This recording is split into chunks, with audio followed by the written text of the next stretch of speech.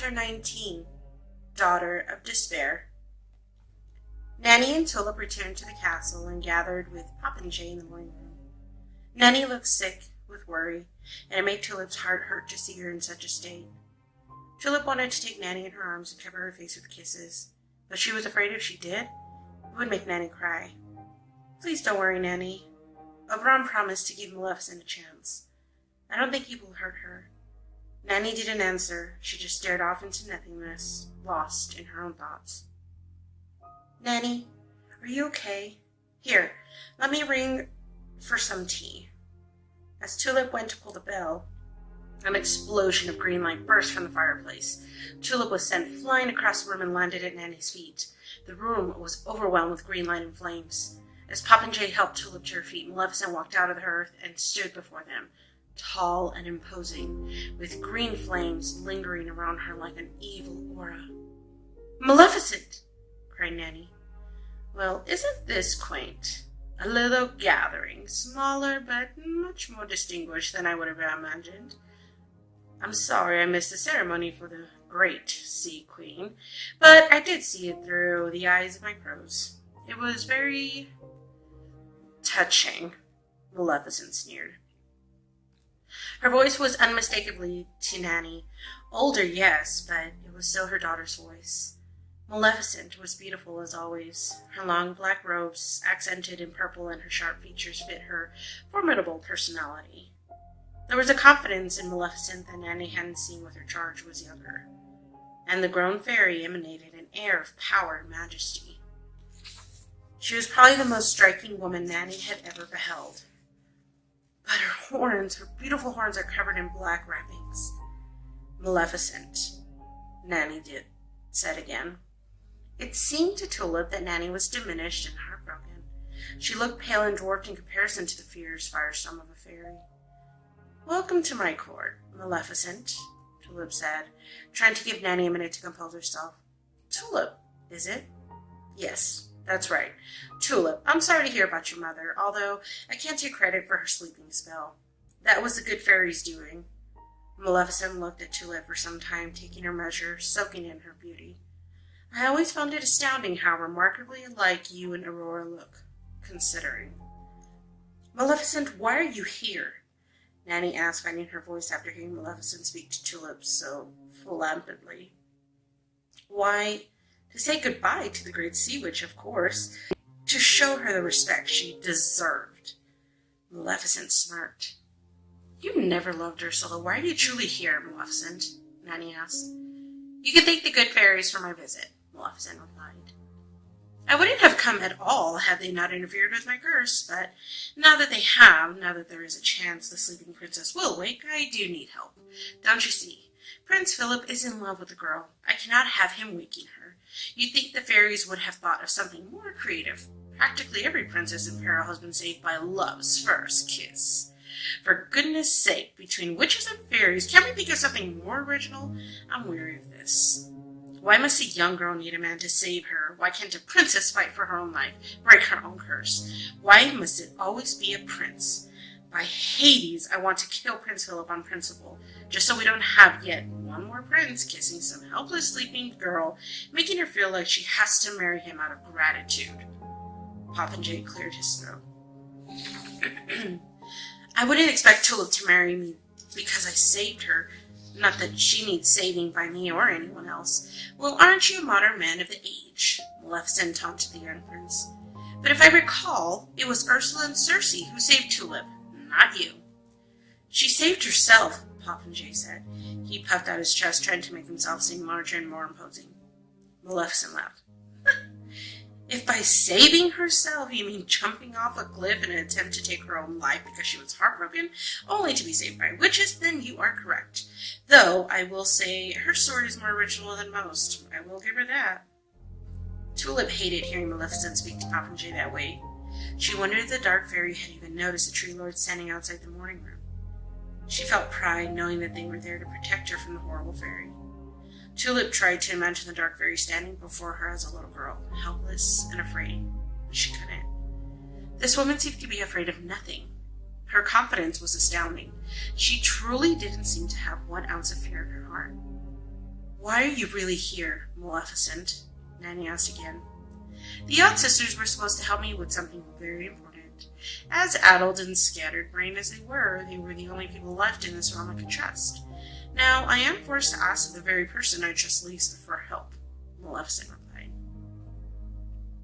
You must have known the odd sisters were asleep, but still you came, and you didn't even know who would be here to greet you, Nanny said. I sense great power, yours and another's, a powerful witch who no longer seems to be in your company. You mean Circe? Maleficent paused to consider that for a moment. Ah, Circe. I should have known it would be the odd sister's little sister. Of course, it all makes sense. I had to come on the slim chance you two could help me. I can't break the addendum on the curse to the curse alone. I need 3 witches to break this fairy magic, don't you see? Even if I do away with Prince Philip, there's still a chance some other young man might wake her from her slumber. We have to keep Aurora in the dreamscape. We must never let her wake. There is no way you will get Circe to agree to help you, Nanny pointed out. She is not like her sisters. She's not going to harm her child simply because you want her to, and neither will I. Maleficent sighed. What will it take for you and Circe to help me unbind the good fairy's spell? Must I prostrate myself in some fashion so you will find my cause worthy? I will not answer for Circe, Maleficent, Nanny protested. She knows only some of your story. She must know everything, as must I, before we can even consider helping you. Where shall I begin? Maleficent asked. Nanny took her enchanted hand mirror from her pocket, more thankful than ever the odd sisters had given it to her many years ago. Show me Circe, she commanded. Circe's stern face appeared in the glass. What is it, Nanny? Is everything okay? Circe, Maleficent is here, and she would like to share her story with us. She thinks if she does, we will be willing to help her unbind the good fairy's spell. She can share her story, but I will not harm that child, Circe replied. I do not want to harm her. I want to protect her, insisted Maleficent. Then share your story, Maleficent. I'm eager to hear what you have to say, Circe said.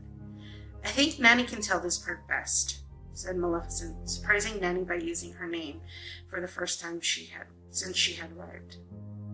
Nanny sighed. I can no longer put off remembering her daughter's heartbreaking memories.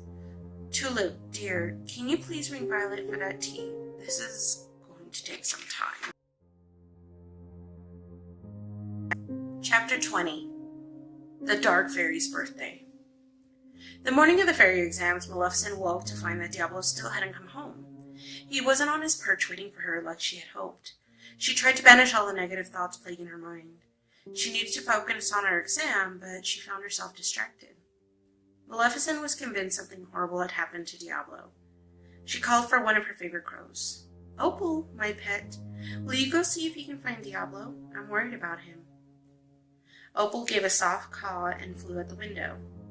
Maleficent watched her as she circled over the fairylands.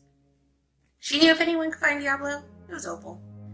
For a brief moment, she could see what Opal saw as she headed toward the thick woodlands. Maleficent had come to realize it was her fondness for Opal that allowed her to see through her eyes. She still needed practice to see clearly through her pet's eyes, though, rather than experiencing the flashing images she was seeing now. She looked around, yawning. She felt a little better knowing Opal was out looking for Diablo, and she loved waking up in her treehouse. The view of the fairylands was beautiful from up there, and she wondered what it would be like to live life from that vantage point. Perhaps one day she would know. Maleficent, come down and have your breakfast. You're going to be late for your exam, Nanny said from the doorway, starting the girl. How long have you been standing there? Maleficent asked. Nanny gave her a sad smile. Long enough to know Diablo hasn't come home. Not to worry, my sweet. He's safe. I can feel him in the world. I'm sure Opal will find him. Trust me. Maleficent and Nanny went down to the kitchen. Nanny had been up all night baking various pastries, which she had arranged beautifully on pretty flower pattern plates. Are we having guests for breakfast as well? Maleficent asked. Nanny looked up from the pot of tea she was making. What? No. Why would you ask that? You've baked so much. Maleficent's yellow eyes were wide, happy. Her long black hair was wild, as it often was when she first woke, and Nanny thought her horns were beautiful. They seemed to have finally stopped growing less than a year earlier and were a lovely deep shade of gray, which complemented her yellow eyes. And Nanny had noticed Maleficent's skin was a very light shade of lavender, which meant she was either happy or worried, maybe both. Nanny had realized years before that her daughter's skin tone changed depending on her mood. At least today, she was in green, which would have indicated she was either angry or extremely sad. Green was a color Nanny hadn't seen on Maleficent in quite a while. Nanny blinked a few times, taking in her daughter's beauty, before she realized Maleficent was waiting for a reply. "Oh, yes. I bake when I'm nervous. Now eat something before you have to get ready for your exam." Nanny was definitely more nervous than Maleficent. Not only was the table filled with artfully decorated pastries and little cakes, but she had also made an assortment of preserves and clotted creams and a lovely lemon curd. Those sat beside bowls filled with fresh fruit. "Does nothing on the table look good? Would you like me to make some porridge?" "No, Nanny, I'm fine. Everything looks beautiful. Sit down and have some breakfast with me." Maleficent gestured to the chair next to her. Nanny shook her head. "I can't, my dear. No time. Now eat." Maleficent grabbed a large chocolate chip scone, broke off a piece, and covered it with clotted cream. "Try the cinnamon berry preserves, my dear. And the maple butter." "I made those just for you," Nanny insisted. Maleficent had intended to try them. The maple butter was her favorite. "I thought you would like that, my dear. Now hurry up and finish. You better go get ready soon." Nanny stopped fussing for a minute and looked at her daughter. "My dear one, I almost forgot. Open the package on the table. It's a gift for your birthday." Maleficent smiled as she tore open the brown paper. Inside the parcel was a set of beautiful black robes etched in silver and embroidered with silver ravens and crows. She had never seen anything more beautiful. "Thank you, Nanny." Maleficent flew into her mother's arms and kissed her on the cheek. "My darling, do you know how beautiful you are?" Nanny asked. Maleficent's pale cheeks turned pink, so Nanny changed the subject. "I know you're going to do well today. I just know it. And if you will forgive the suggestion, you know I love you just as you are. It's just that..." Maleficent stopped Nanny before she could continue. "I had already planned to cover my horns. Not for me, mind you, just so there is no reason for my sister to give you grief." "I know." Nanny patted Maleficent on the cheek and then gave her a light kiss. "You know I think your horns are beautiful."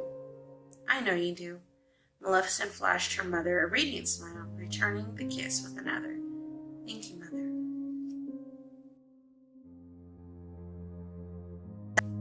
Chapter 21. Fairy Exams.